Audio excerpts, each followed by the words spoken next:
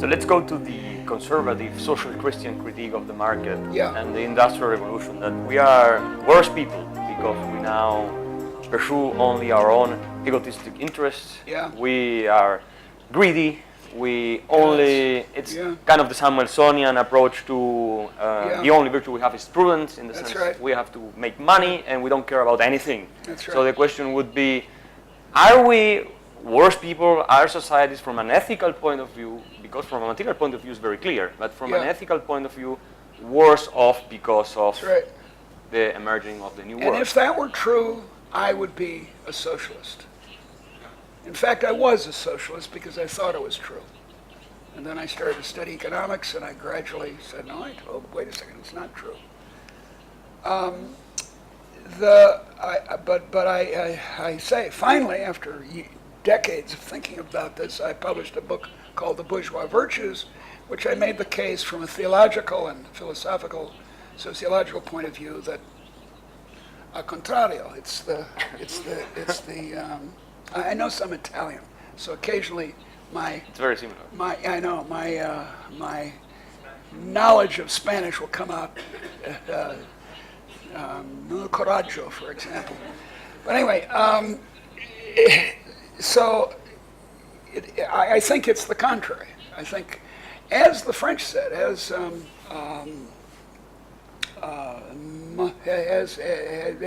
Montesquieu famously said, he spoke of du commerce, sweet commerce.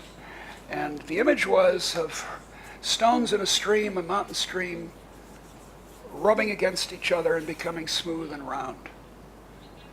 And that's the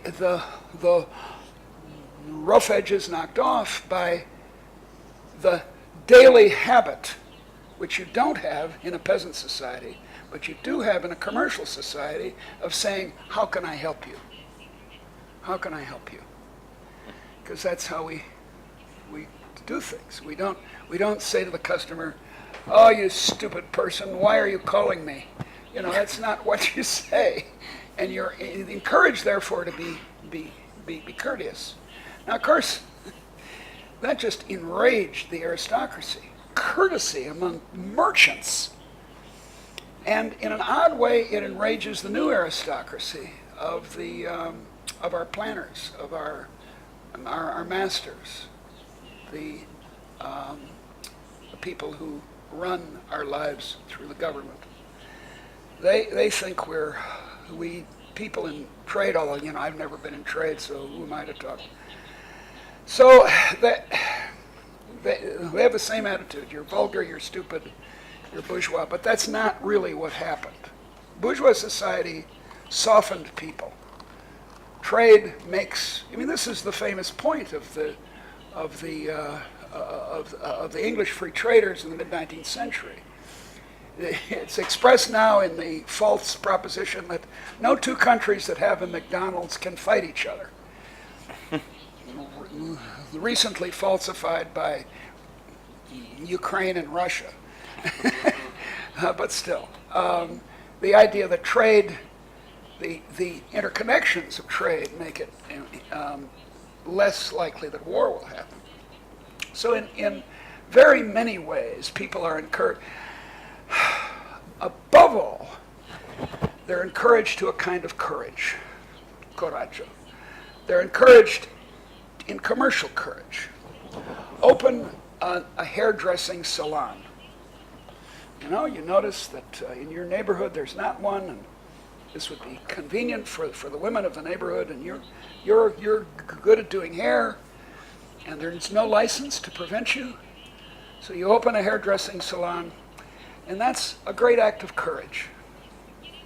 A person who opens a restaurant is either crazy or courageous, maybe both. And this is common courage. What's most striking about liberalism is that everyone in the English expression can have a go. Can have a go. It's not that you have to be an aristocrat or a member of the gentry to have a go, and you don't have to be licensed and permitted by the government to have a go. Anyone can have a go. And that I claim in my books, is the cause of the technological changes and institutional changes that made the modern world. Electric lights, carpeting, inexpensive. I was going to say cheap, but no, it's very nice. It was not cheap. Reinforced concrete, which makes buildings of this character possible. Elevators and on. Plate glass, that piece of plate glass is impossible before 1948. You couldn't make it without the float glass process. And that ingenuity came from, of course, from engineers and clever people.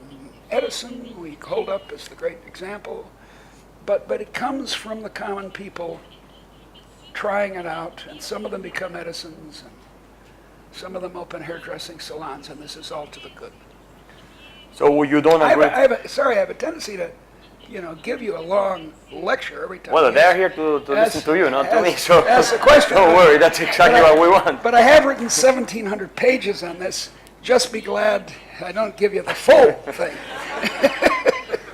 I saw your interview at Hard Talk. Yeah. BBC. Yeah, wasn't that fun? He's terrific. He's very good at his job. He's very good, but he seemed to be, impressed or surprised when he asked you about love and love in the marketplace. And he said, like, how in the world can you come, and have this idea that love has anything to do with the market? It's his job to be skeptical, right. To ask what the person watching Sure. TV would say. And he may well agree with me.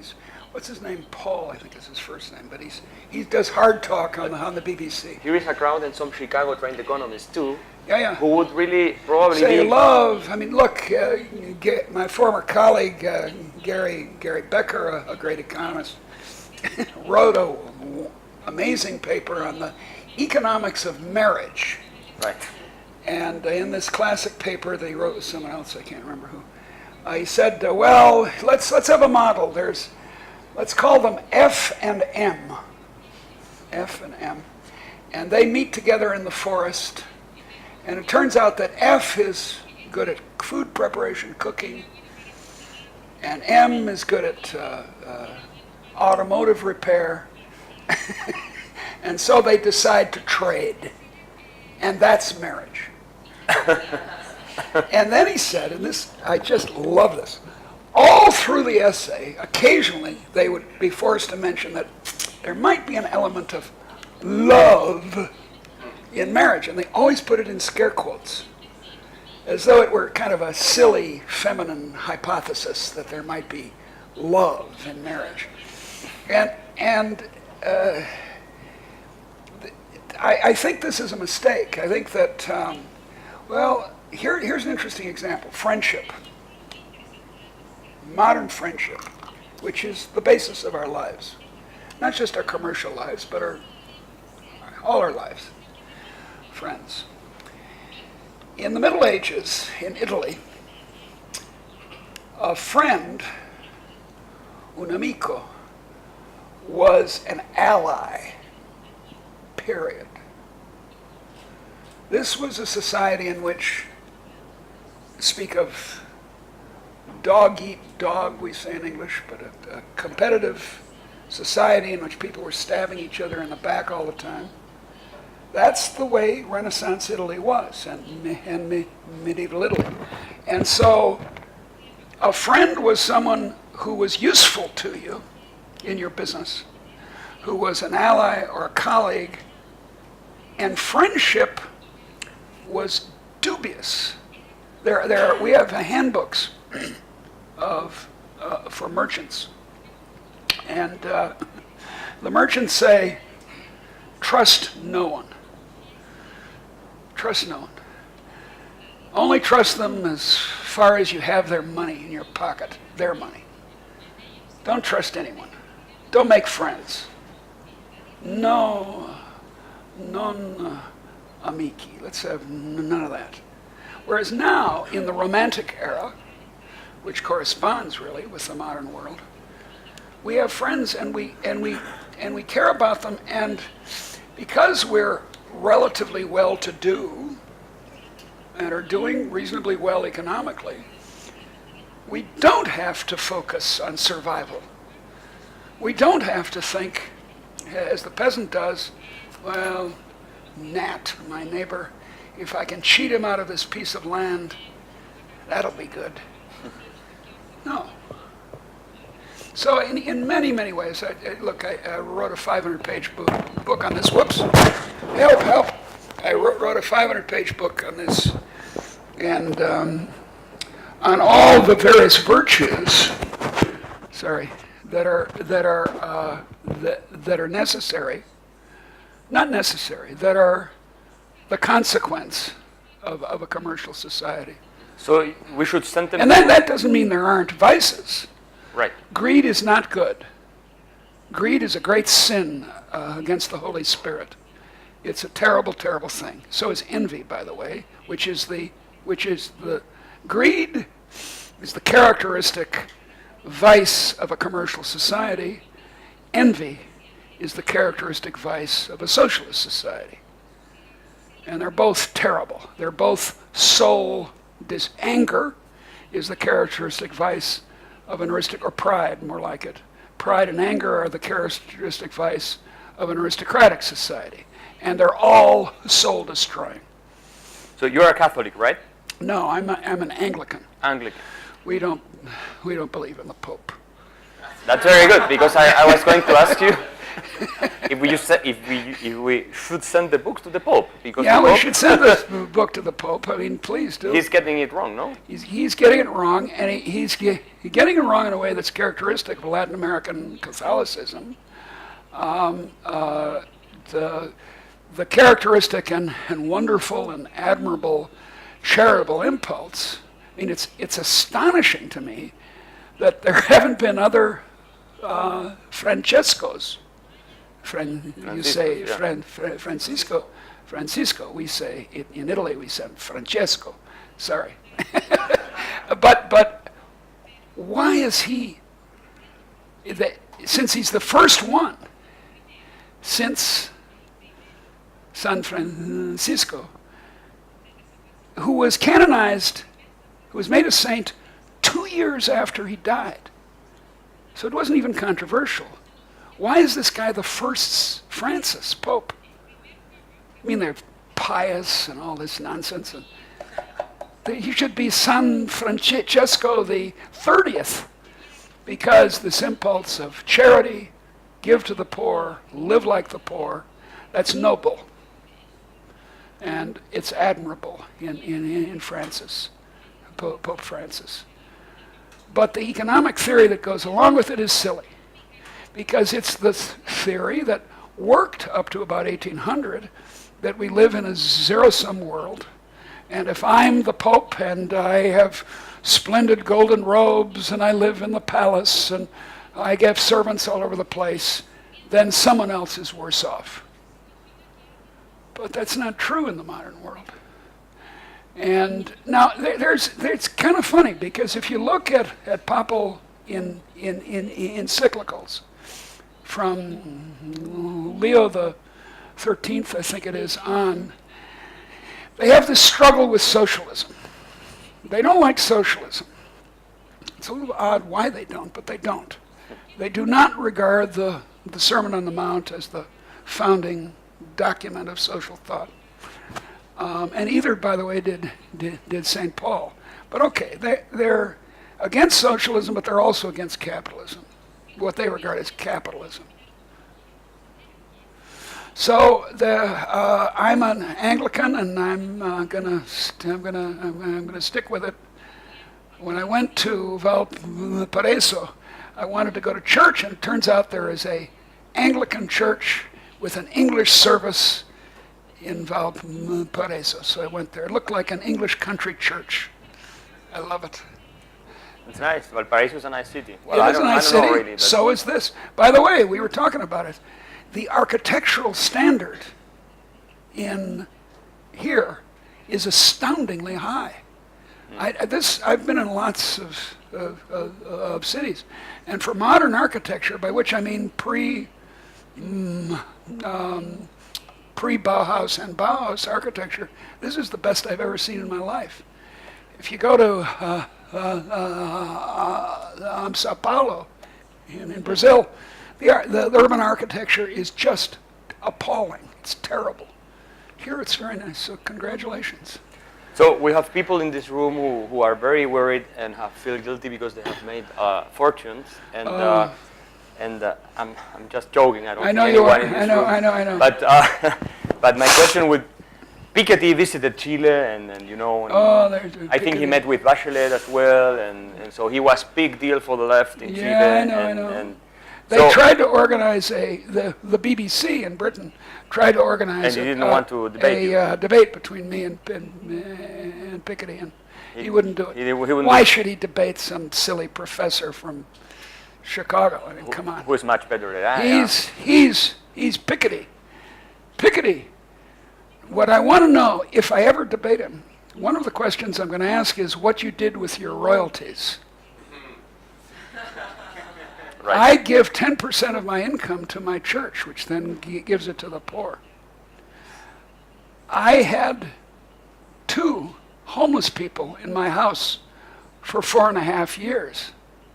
I'm not a saint, but I do my Christian duty to the poor. Does Piketty? So should we care about equality in a material sense at all? Equality of opportunity, equality of outcomes, equality of any sort? Of course we should. We should care about equality of opportunity. Everyone here in the room should be taxed to pay for elementary and secondary education, not for higher education. For higher education, we should have massive government paid and not provided subsidies for poor people, for the poor, for students who are badly prepared because they're not the sons and daughters of well-to-do people. But because otherwise, free public education, which is the cry in France, if they propose to increase tuition to universities, the students riot all the time, and then the government changes its mind. And the trouble with that is it's a massive subsidy to the upper class. French taxpayers pay for higher education for the rich, which I regard as hardly egalitarian. But that's not where I think the focus of equality should be, as your question invites me to say. It should be at the starting line. My vocabulary here is there's French equality, the French Enlightenment, Rousseau, and there's Scottish equality, the Scottish Enlightenment, Adam Smith. And the Adam Smith Scottish equality is what we should really work on. And we should be saying it all the time. Is it the right word, though, to use the concept equality of opportunity? Because that is. Our government has said, okay, let's bring everyone down to the same level. So we have equality of opportunity. Yeah, that's right. 2 equals 2. So there's the danger. If we were all identical, if everyone in the world was a clone of everyone else, and we all had the same life histories, then of course there would be no opportunity for anything, because we'd all have the same ideas for innovation at the same time. There'd be no trade. What's the point of trading if you have exactly the same tastes and endowments? So inequality is the human condition. It's the way we are. There are many people in this room I know who are more intelligent than I am. Believe me. Don't believe what he says. He's a notorious liar. I'm a lawyer too, so. You're a lawyer. He's a lawyer. He's a liar. What? Hey. Same thing. Same thing.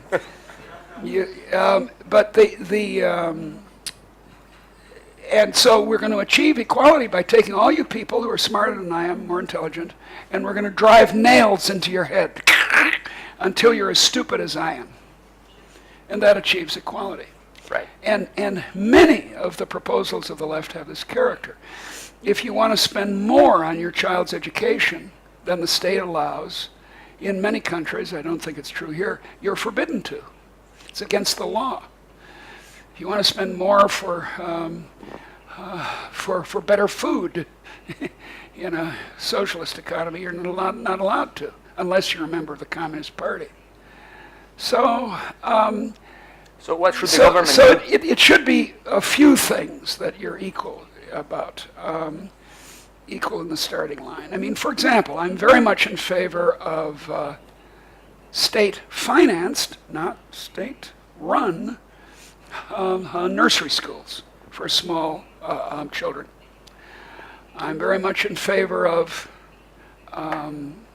health care for pregnant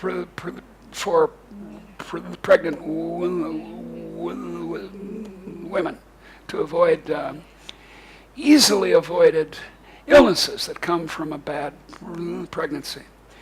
I'm in favor. I'm a Christian libertarian, and I take both words seriously. Another way of putting it is I'm a sisterly, true liberal.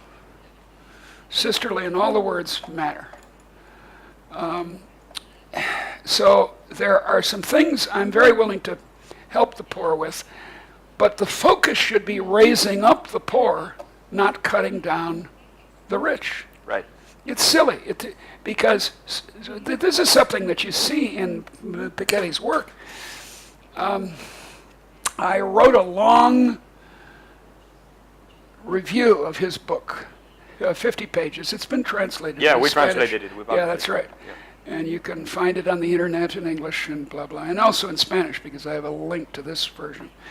And I did not read any of the other reviews of his book about inequality before I wrote mine, because I wanted to be fair to him. I wanted to give him a chance to persuade me that this was a serious problem, inequality. And he didn't persuade me. Because, and this is very common on the left, and this is one of the things I write against all the time, he completely ignores the great enrichment. It's as though nothing has happened since 1800 or 1848 to the average income of the average person in free market societies, or any societies for that matter, because of the spillover. And this is very strange. Again, my friends on the left are this way. They'll talk about inequality and how terrible the market is, but they won't ever acknowledge that in the meantime, income per head in a country like Britain or the United States has increased by a factor of 30. In Sweden, more like a factor of 60. A factor of 60. Not 60%, but 6,000%. You know, come on. So they just ignore it. I have a friend named, let's see, my good friend, what's his name? Pomerantz, Ken Pomerantz. He's a great historian of China, now at the University of Chicago. And Ken wrote a book with a colleague at Irvine, where he taught, on the history of market society in East Asia, East and South Asia. And it's a bunch of essays that he and this colleague wrote for a magazine of Asian commerce. And it's very good. I mean, he talks about this and that, and how people were exploited because of this, that. But never in the book does he mention the success, the great enrichment. So, and here's the bottom line. Here's what you need to take home. Inequality has not increased since 1800, or 1900, or 1950, or 1980. It hasn't increased. He says it does. What he means is that financial capital in some countries, mainly because of property values, like England and the United States, not in his country, France, not in Germany, has inequality of that asset has increased. He ignores pointedly, all through the book, human capital, which is increasingly the main source of income of modern people. You're not here, most of you are not here because you own a lot of land or because you inherited stocks from your grandfather. Maybe some, and I have no objection. Go ahead, feel free. But most of you are here because you're educated, skilled, entrepreneurial, or something else of your human capital that makes you reasonably well off. Not necessarily rich, but reasonably well off. It completely ignores that kind of capital. That's more equally distributed than it's ever been. And then from capital comes income, and from income comes consumption, and from all consumption comes, I can't think of a very good word for it, basic consumption, or the consumption necessary to have a dignified role in the society. Adam Smith says a Scottish peasant would be ashamed to be in public without shoes. So in that society, you needed shoes, leather shoes, not clogs. Okay, that equality, that last equality of necessary, socially necessary consumption, has gotten more equal in the last 30 years. In my country and in yours, both. So what's this inequality?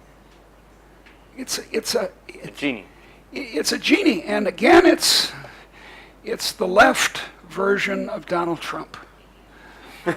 What Donald Trump is doing is scaring the hell out of the American people by saying, we're being beaten by Mexicans and Chinese. The way they beat Americans is by trading with them.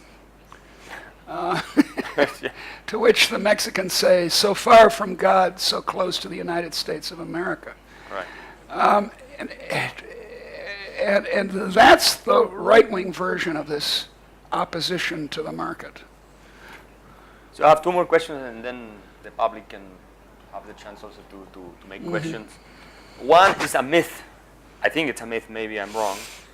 And it goes back to the Industrial Revolution, that you hear all the time people saying, yes, but the situation of people, of proletarians and workers was much worse during the Industrial Revolution than prior to the Industrial Revolution. And you read Charles Dickens and all this. I read Charles Dickens. Charles Dickens knew nothing about industrialization.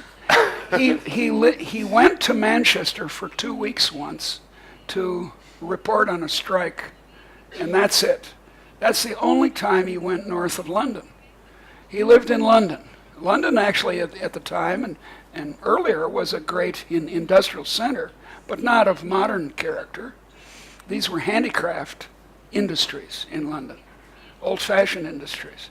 That's what he knew. He didn't know anything about the Industrial Revolution. And yet people take Charles Dickens and Balzac in France has a very similar position. Oh, you see, Balzac told us how terrible this commercial system was. Balzac didn't understand economics or the economy at all. And yet there were people at the time, Macaulay, for example, in England and Bastiat in France, who understood it very well. And they wrote, and yet we look back through these writers. So it's a myth. It's false.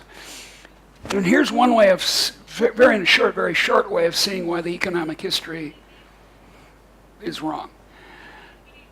Exploitation couldn't have made the Industrial Revolution and the Great Enrichment. By the way, the Industrial Revolution had happened before. It had happened in 15th century Florence and Venice and so forth. It had happened in the Song Dynasty in China. It had happened in the 4th century Greece, especially Athens. Invention, commerce, had happened many times before. But what was different is that it continued this time. It continued in what I call, we've mentioned, the Great Enrichment. And the Great Enrichment happens in the late 19th century, in the 20th century, not in the classic Industrial Revolution. But anyway, stealing from people is not a good business plan. It does. In fact, stealing from poor people is a particularly stupid business plan. If you're going to steal from people, steal from the rich, steal from France. Don't steal from poor people in Britain and India. That's not going to make you well off, and it didn't. The empire, slavery, exploitation of the working class, none of this had anything to do with the great enrichment. On the contrary, it was the liberation of people that made for this explosion of ingenuity in the 19th century. And so this is a tale. And then here's the factual point that is overwhelmingly in favor of the industrial areas as being improvements. People moved to them voluntarily. For instance, they were not, as Marx claimed, thrown off the farms by enclosure. I'm a student of enclosure. I've written a lot on it. That's not what happened. The people who came to work in Manchester and Liverpool and Sheffield and so on in the 19th century were not coming from farms for the most part. Well, maybe from farms, but they were coming entirely voluntarily. And they were coming at a time when cities were death traps before the cleaning up of the water supply. So you went to a city and you got cholera and you died. But yet they came. Perché? Why did they come? They came because the jobs were better than what they had. So it was an improvement. As Marx and Engels say, the idiocy of rural life is what industrialization saved people from. Right. So my last question before we go to the public.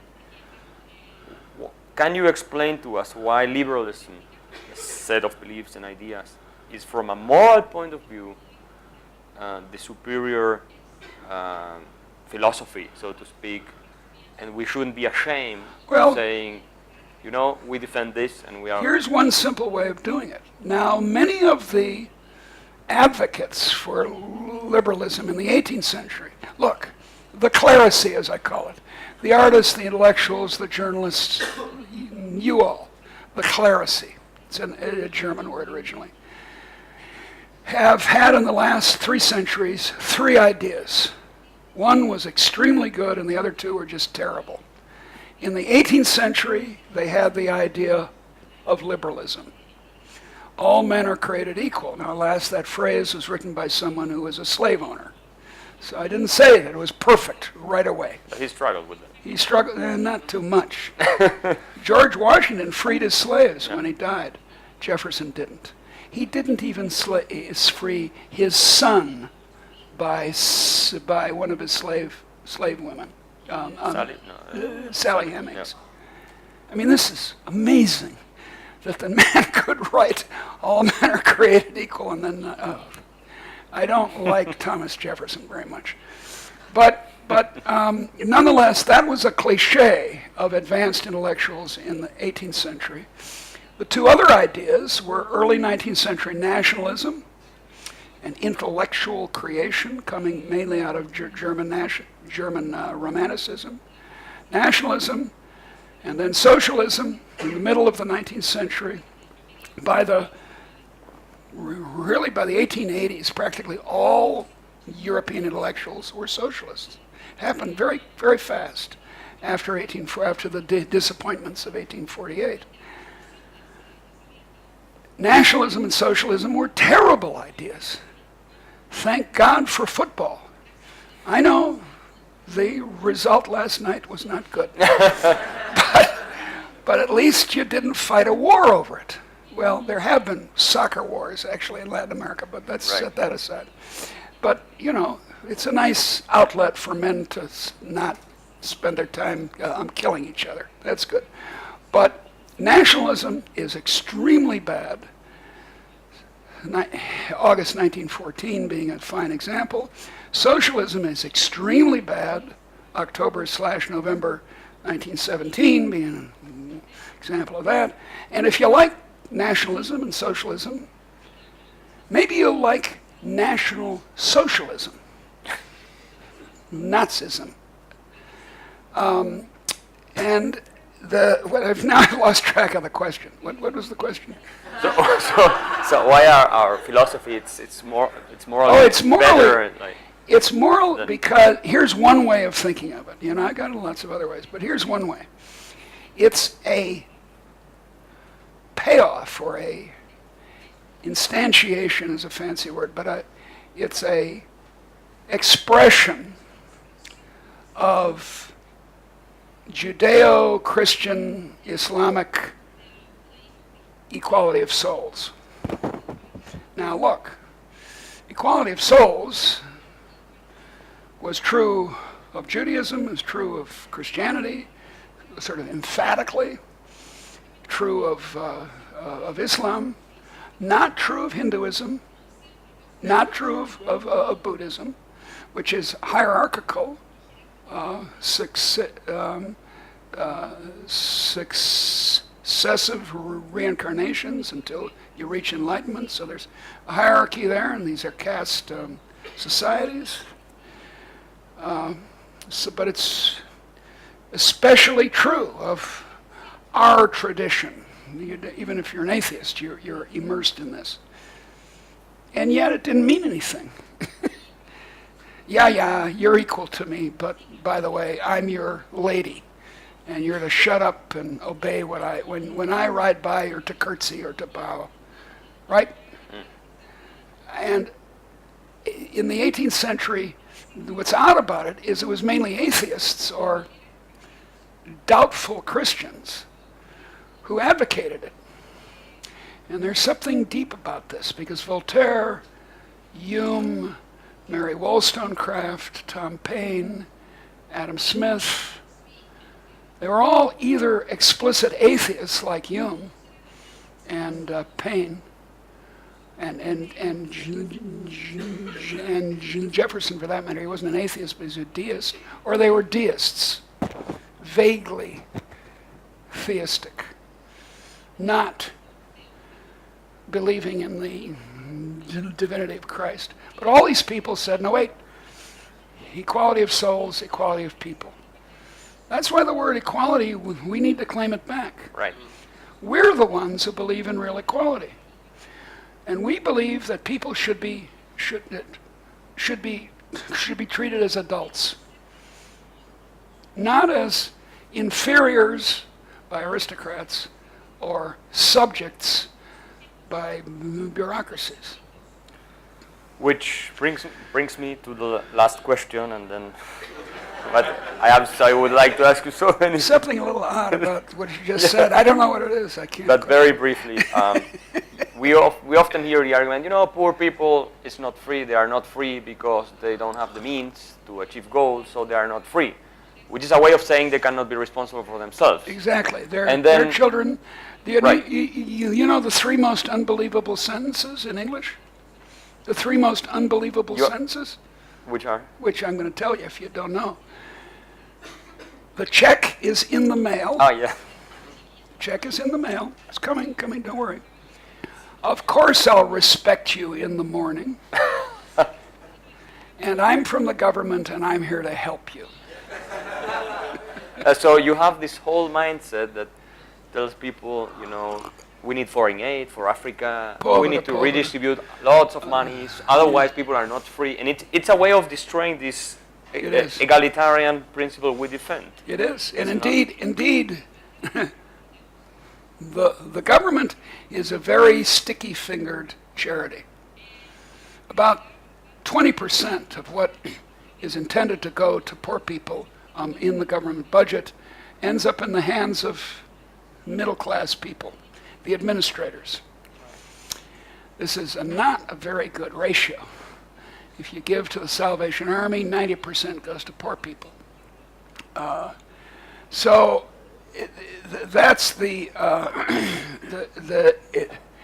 it's an infantilizing move. Now, the trauma of the Great Depression of the 1930s made a lot of people security conscious, and politicians offered them security in socialism and fascism and National Socialism. And we've got to, look, Erich Fromm, a long time ago, wrote a book, The Escape from Freedom.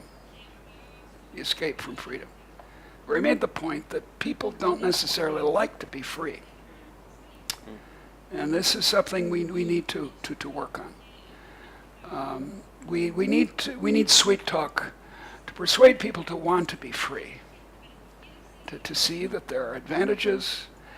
The problem is that freedom is as Milton Friedman said, freedom is unitified. As all liberals say, liberty is liberty is liberty. And if you're a conservative free market person who doesn't like gay marriage, think again, I would suggest. If you're a liberal, as we call the left in the United States, it's a terrible perversion, and you believe in gay marriage, but you don't believe in free trade, think again. Freedom is freedom is freedom. And that's what we need to convince. See, the thing is that most ordinary people, working class people, don't care about freedom of the press. When Donald Trump says, we've got to look into these laws of libel, and when Erdogan in Turkey closes down newspapers, his people cheer him, yay. They don't get it. But likewise, the clerisy, the intellectuals, don't get that economic freedom of the kind of ordinary sort, choosing an occupation without having to pay massive amounts to a school or the government, opening a hairdressing salon, my favorite example, because hair, it's a problem, as every woman here knows. Open a hairdressing salon when you want to without the state stopping you. Those are the freedoms that matter to ordinary people. And so we've got this dialogue of the deaf. The intellectuals say, freedom of art, academic freedom, freedom of the press. And the ordinary soccer fan says, yeah, well, what we need is a good striker for Chile. Right. So, with that, we can open the floor. So, anyone in the public? I'd like Leonora, to hear from women. please. Hi. Hi. Hi. What were the conditions in 18th century, 17th century in northwestern Europe that made it possible to start speaking about dignity and liberty, and in that way they freed people? And they, as you said, they started with the the Great Revolution. What were the conditions that made that part of the world so different? And I urge you to buy this book, number 3, because that's where I answer that question to the best of my ability. And the way I answer it at first sounds kind of lazy and incompetent. I say it's accidents. But they're very particular accidents in the political history of northwestern Europe. And I call them the 4 R's. The Reformation. It's terribly important. But it's not what's known as the magisterial Reformation of my Anglicans or German and Swedish Lutherans who still had hierarchy in the church. We still, in my church, we still have bishops, right? It was the radical Reformation.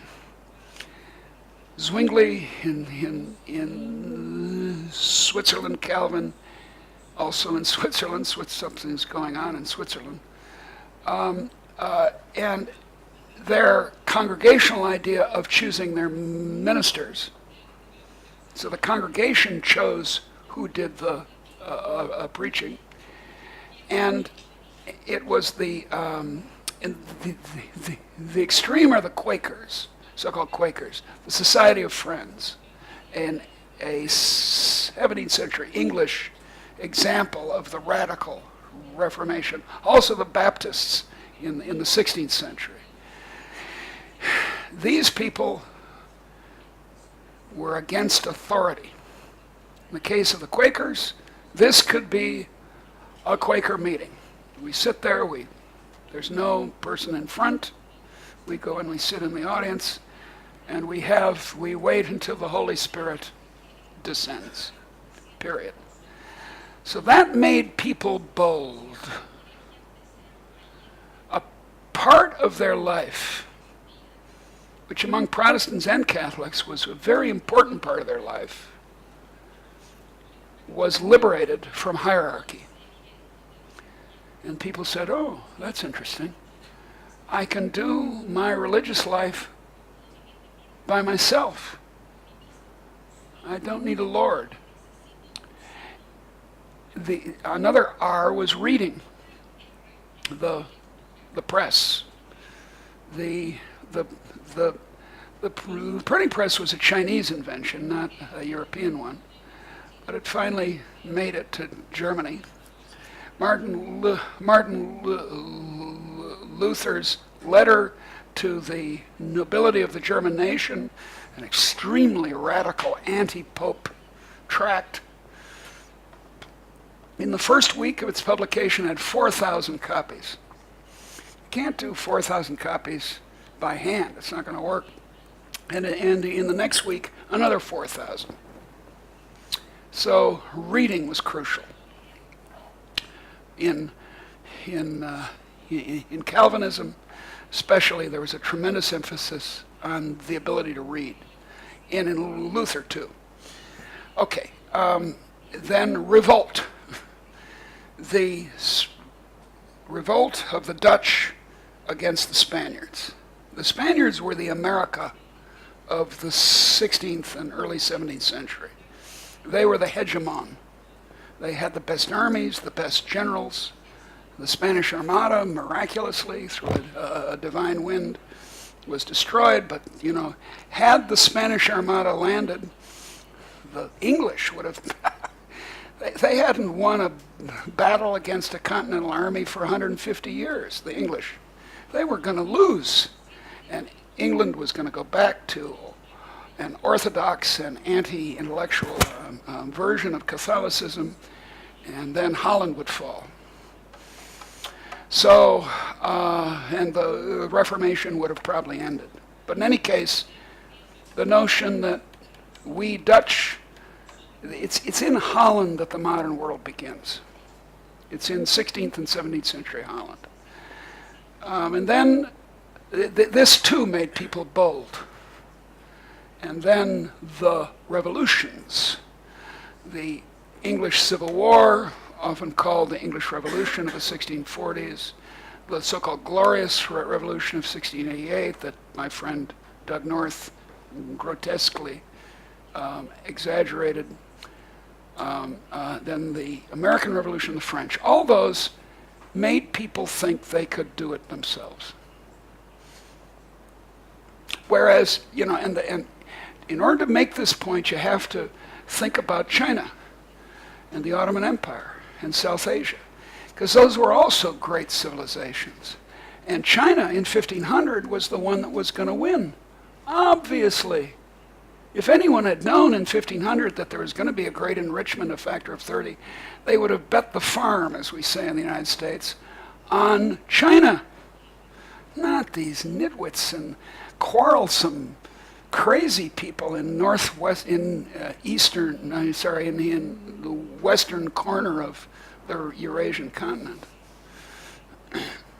Hi, my name is Tomás Leiva, and my question is, the progressive people and parties, for them is easy to fight and to argue because they have an image to show. Like they tell us that they can bring us heaven on earth.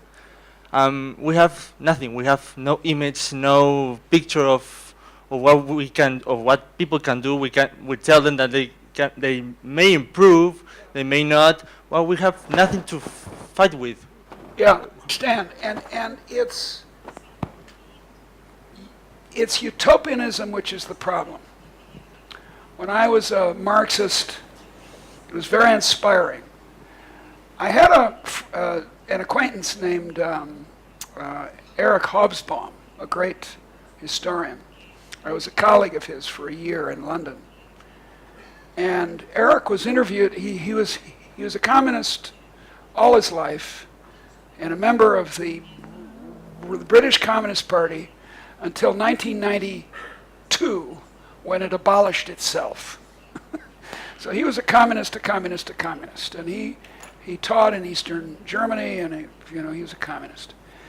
That's why his academic career in Britain was not as good as his excellent scholarship, mistaken but excellent, would have warranted. And in 1996 or so, he was interviewed by Michael Ignatieff, a Canadian intellectual, actually at one point the candidate for the Liberal Party, which doesn't mean quite what we mean in Canada, on English TV. And Michael, hoping to trap him, said, Eric, they were friendly, Eric, would it be worth murdering 30 million people to achieve the perfect communist society? And without hesitating, Eric said yes. It's not as if he said, well, that's a difficult question. You can't make an omelet without breaking eggs, but God, gee, that's awful. I wish it hadn't happened. I think Stalin was terrible. No, he didn't say that. He said yes. And that's the danger, that utopia, and it can be a nationalist utopia, the glory of Chilean arms or something against Argentina or Ecuador.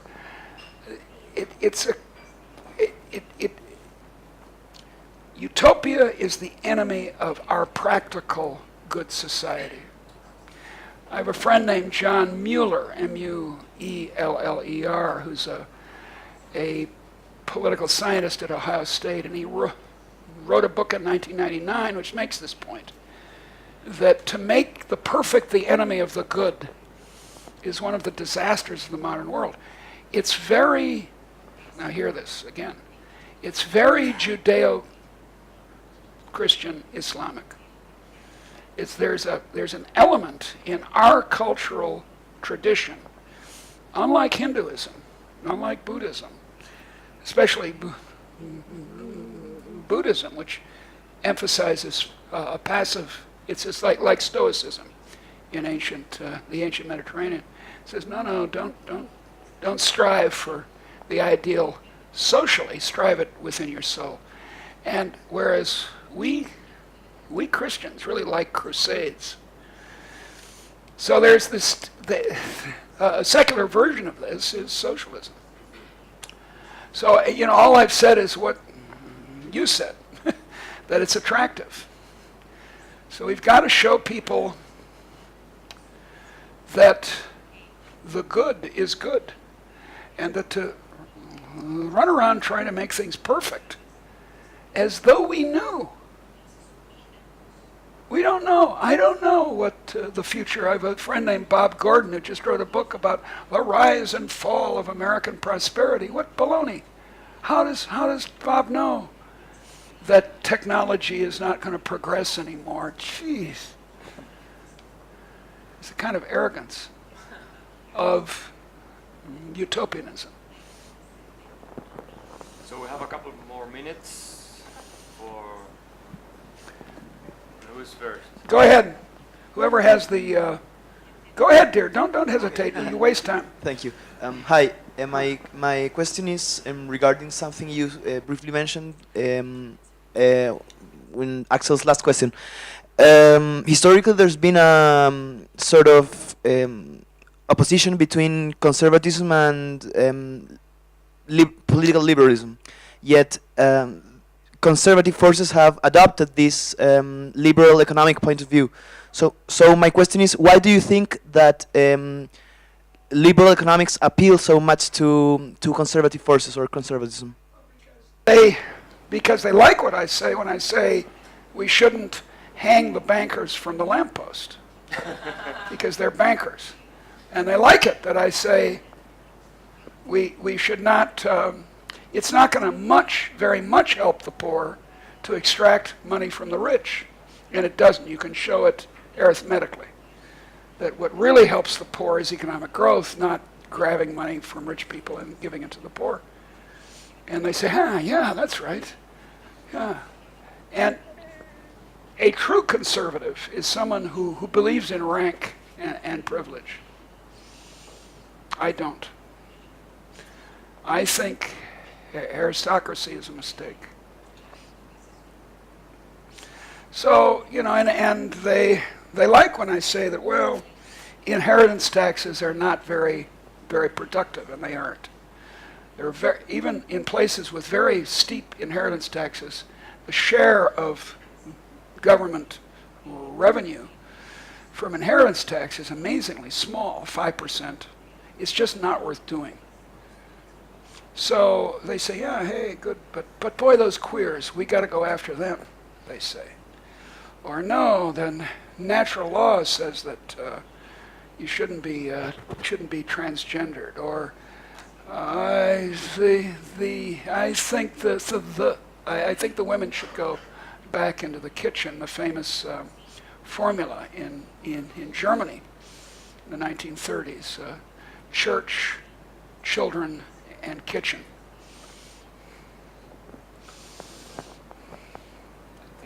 Go ahead. So there is one here, and the last question there, and then we... Okay, go ahead. Hold it close like a rocket position. Thanks. Good morning, Mrs. McCloskey. A pleasure to hear you.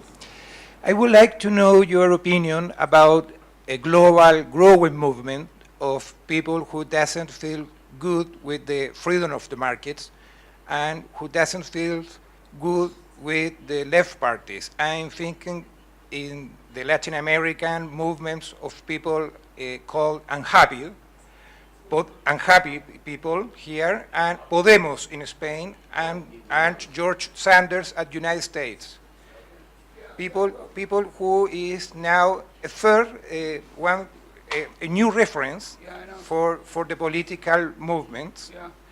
And what kind of future can you see for them, and if you think that they are a normal effect of the market freedom, like some Charles Dickens characters who lose the battle against the systems? Yeah, well, I ate lunch in Salamanca with some of the very organizers of the student young people, the origins of that party. Yes, Podemos. And I'm a friend, I think I can say, of Yanis Varoufakis, the former finance minister of Greece. Here's how cool I am.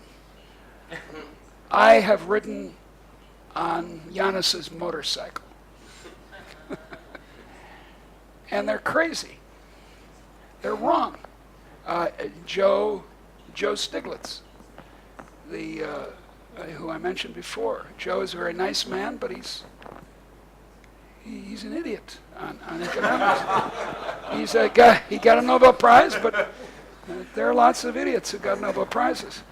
And I don't mean he's a bad man. He wants to help the poor. He thinks the way to help the poor is to raise the minimum wage, to increase the amount of licensing. In Joe's case, he's in favor of free trade, but he wants to, modify it in various ways.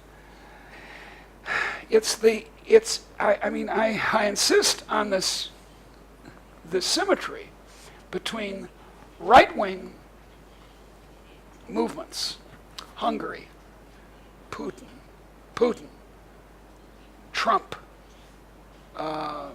Erdogan, for that matter, the Islamic radicals, right-wing, and the left wing, I understand that Michael Sandel was here not too long ago. He was. Not here, but Read, I bet you he's not here. And I urge you to read a little review I did of his last, but maybe not his last book, but I think it's the last book. I have a review of it. You can get it on my website. And it's just the shallowest nonsense. I mean, he doesn't, Michael Sandel is a communitarian, as many otherwise intelligent people are. And it just doesn't make any sense. it's very influential right now in Chile. I know it is, and that's your point, that this kind of communitarianism, Podemos, left-wing reformation of the social system, let's raise up the poor, they're not going to raise up the poor. They're going to create more masters for the poor. More inefficient subsidies for the poor. I mean, take the case you mentioned, foreign aid. Foreign aid has been pretty much a uniform disaster. The orthodoxy in the World Bank when I was young was what Bill Easterly calls capital fundamentalism. That you pour capital into a country and it gets rich. So you give massive amounts of aid to Ghana and give not a cent to Red China. We call it Red China. And of course, Ghana will become very rich and Red China will not improve at all. Well, that didn't work out. Large amounts of it ended up, as I said, the sticky fingers of the government ended up in Swiss bank accounts or in wells that weren't maintained. Trade-tested betterment, letting people in poor countries, or rich for that matter, have a go, is what makes people better off. Our argument, if we'll just make it, is so much more persuasive than this kind of simple-minded, I'm going to help the poor. You know, I brag about helping my homeless friends, and I did help them a great deal. But I'm not sure in the end it was such a good idea for them. Go ahead. Last question. Hello. You have said that Beethoven was the first auto-financed artist. Beethoven, yeah. And In some ways. Yeah. Also, not Handel, but the other H guy. Haydn? Yeah, Haydn. yeah, so there is there's people saying that the Great Enlightenment gave us bad culture, bad art, bad artists. Can you develop that idea? On the contrary, as I think you agree, Tyler Cohen at George Mason makes this point too, which is, and this is a cliche, I mean, it's a cliche of art history and a music history, that the great ages of artistic creation have been commercial ages. I mentioned, I said 4th century before, I meant 5th century Athens, which was a great commercial empire. And the Greeks had colonies all over the Mediterranean. They were a commercial people based on olive oil and wine. That's when you got cultural explosion. Italy in the Quattrocento was a great commercial society. We are now in the great age of the novel, right now. The novel was invented by Cervantes and Defoe and Jane Austen and so on and on. But now we have more first-rate of fiction. Not so sure about poetry, but we have more first-rate fiction than we've ever had. And some of it is great, some of it is wonderful. And that comes out of a commercial society. Now, of course, you can have crap. You can have Donald Trump's program, The Apprentice, which is not great art. Or Justin Bieber. Or that's right, Justin Bieber. You can have bad art that works commercially, and hey, but that was true.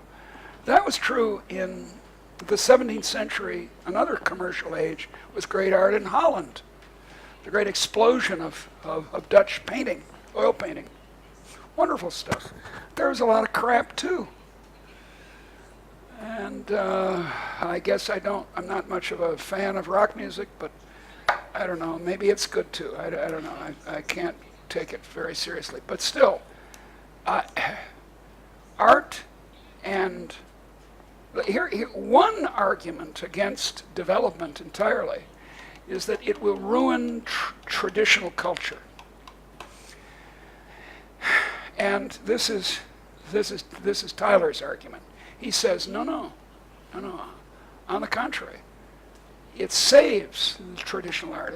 A classic example, I don't think he talks about it, is soapstone sculpture among the Inuit, the Eskimos, the First Nations in Canada and Alaska. They carved soapstone into seals and other things that they liked. And it became a big industry. Now I think it's probably made by machine, I have to admit. But anyway, their art was encouraged by commerce, not discouraged. The great artists of the past, it's only recently that artists of any sort, painters, musicians, novelists, poets, have been anti-commercial. Sir Walter Scott was not anti-commercial. Jane Austen, who was a member of the gentry, she was the daughter of a clergyman, she was not hostile to the bourgeoisie. She had a brother of her family who was a banker, and she was very proud for a woman of her class. She was very proud that she earned for all her books in royalties the average annual income of her family. She regarded herself as successful because she was commercially successful, not successful on the level of Scott or of Edgeworth, Maria Edgeworth, but commercially successful as she died too young. But, there's no contrast between commerce and art. Some great art has come out of Hollywood. A lot of schlock has too. But if you want to see a great piece of art, see a movie called Brooklyn, about an Irish immigrant. It's kind of a chick flick. I think it's the women here who most enjoy it. Come on, guys, shape up. But it's about a young Irish woman who moves to the United States. And it's pro-capitalist, essentially. And it's a wonderful piece of art. It comes from a novel by an Irish novelist, which is also a wonderful piece of art. All commercial. So with that, this has been a fantastic conversation. I could go on for hours. So could I. Look, see. So many topics I would like to discuss with you, from central banking to mainstream economics to so many things. But we have now time for some coffee and cookies outside. So and Professor McCloskey is going to be with us for a couple more minutes. So in case you want to have your book signed and talk to her. I'll be glad to. And so is there another book coming? No, come on. Look, I was going to do, at one point I was going to do 6. And then I started out with the idea I could do all of this in one book. This was a long time ago. And then I thought, well, I need 4. And then I wanted 6. But 4 was what I was going to do. And finally I said, look, a trilogy might be considered somewhat self-indulgent. A tetralogy is an abomination. So with that, we have to enjoy this one. Thank you very much.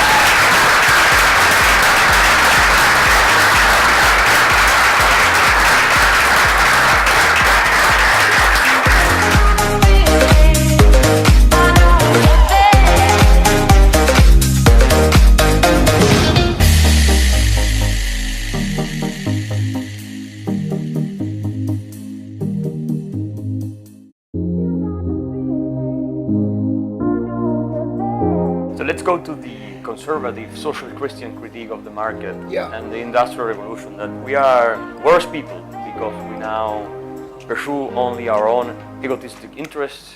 We are greedy.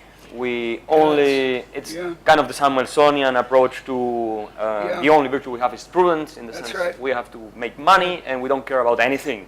So the question would be, are we worse people? Are societies from an ethical point of view, because from a material point of view is very clear, but from an ethical point of view, worse off because of the emerging of the new world? And if that were true, I would be a socialist. In fact, I was a socialist because I thought it was true.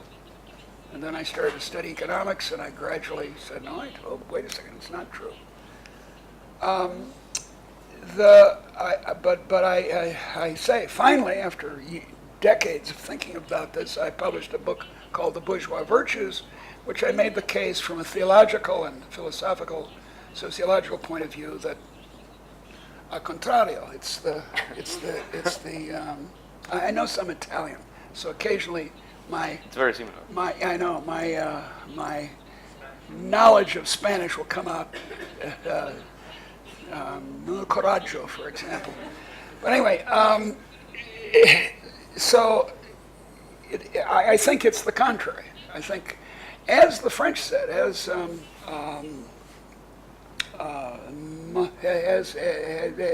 Montesquieu famously said, he spoke of du commerce, sweet commerce. And the image was of stones in a stream, a mountain stream, rubbing against each other and becoming smooth and round. And that's the rough edges knocked off by the daily habit, which you don't have in a peasant society, but you do have in a commercial society, of saying, how can I help you? How can I help you? Because that's how we do things. We don't say to the customer, oh, you stupid person, why are you calling me? You know, that's not what you say. And you're encouraged, therefore, to be courteous.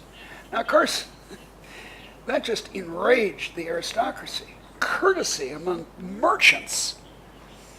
And in an odd way, it enrages the new aristocracy of our planners, of our masters, the people who run our lives through the government.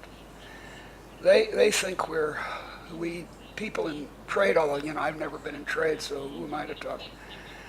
So they have the same attitude. You're vulgar, you're stupid, you're bourgeois, but that's not really what happened. Bourgeois society softened people. Trade makes, I mean, this is the famous point of the English free traders in the mid-19th century.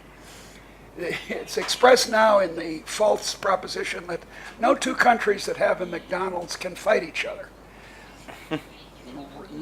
Recently falsified by Ukraine and Russia. But still, the idea that trade, the interconnections of trade make it less likely that war will happen.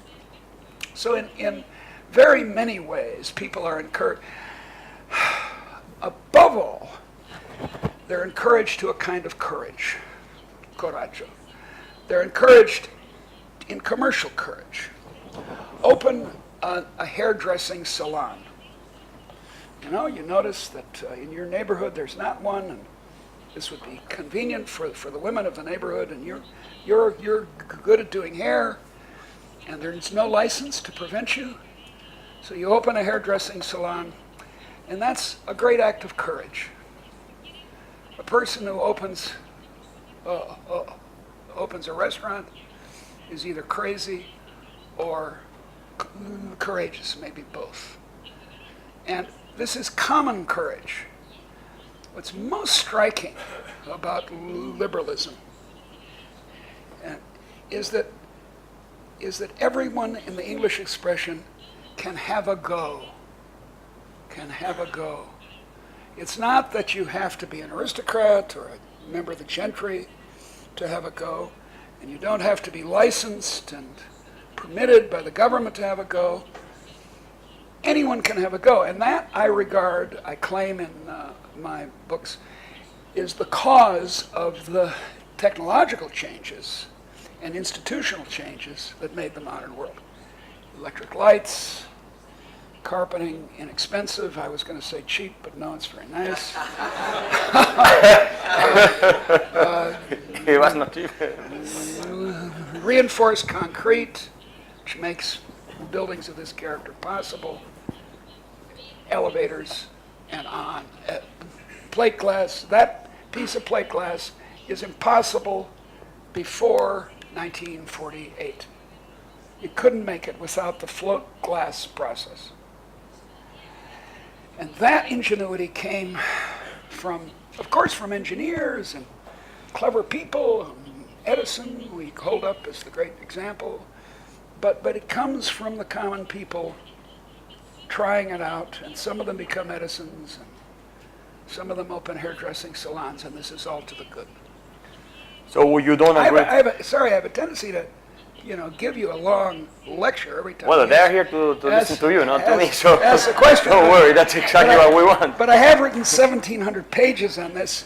Just be glad I don't give you the full thing.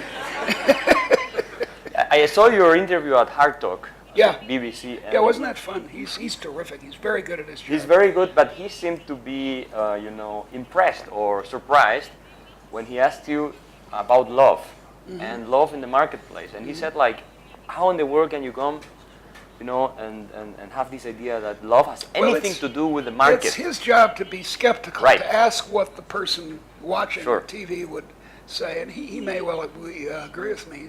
What's his name? Paul, I think is his first name. But he does hard talk on the BBC. Here is a crowd and some Chicago-trained economists too, Yeah. who would really probably Say be... love. I mean, look, my former colleague, Gary Becker, a great economist, wrote an amazing paper on the economics of marriage.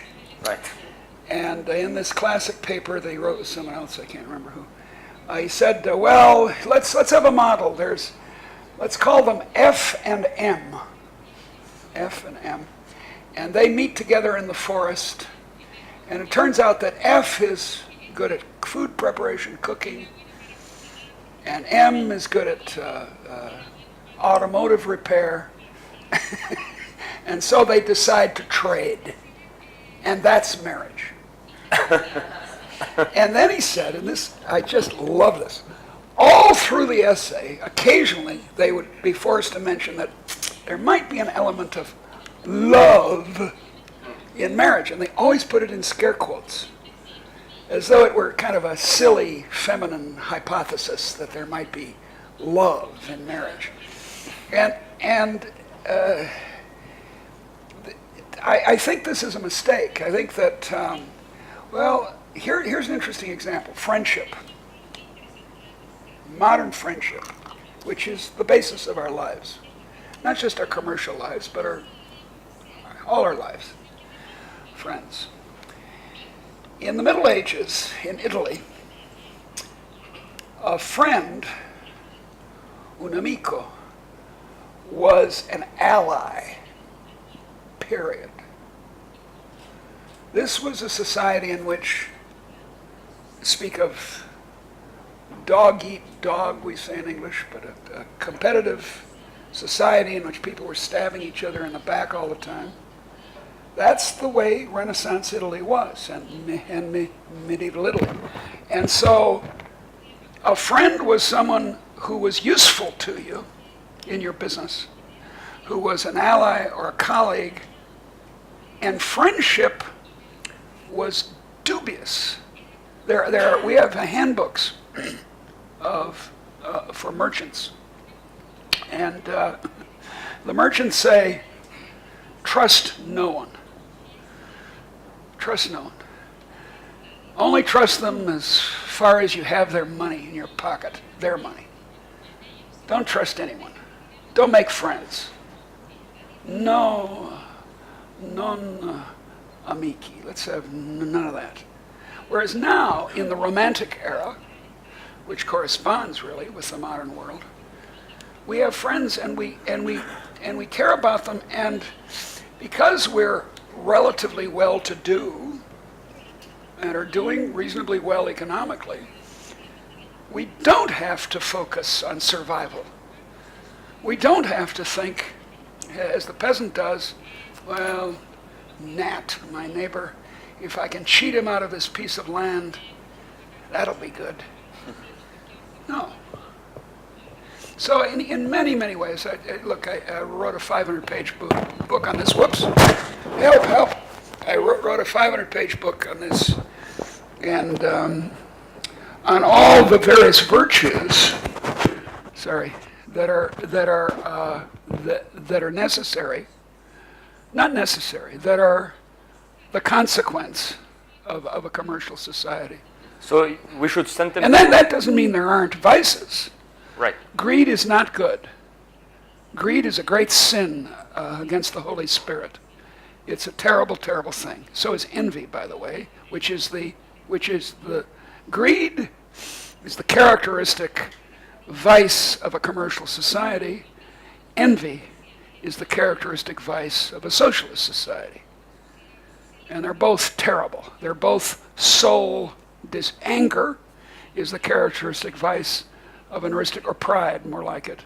Pride and anger are the characteristic vice of an aristocratic society. And they're all soul-destroying. So you're a Catholic, right? No, I'm an Anglican. Anglican. We don't believe in the Pope. That's very good, because I was going to ask you if we should send the book to the Pope. Because yeah, the we Pope should send this book to the Pope. I mean, please do. He's getting it wrong, no? He's getting it wrong, and he's getting it wrong in a way that's characteristic of Latin American Catholicism.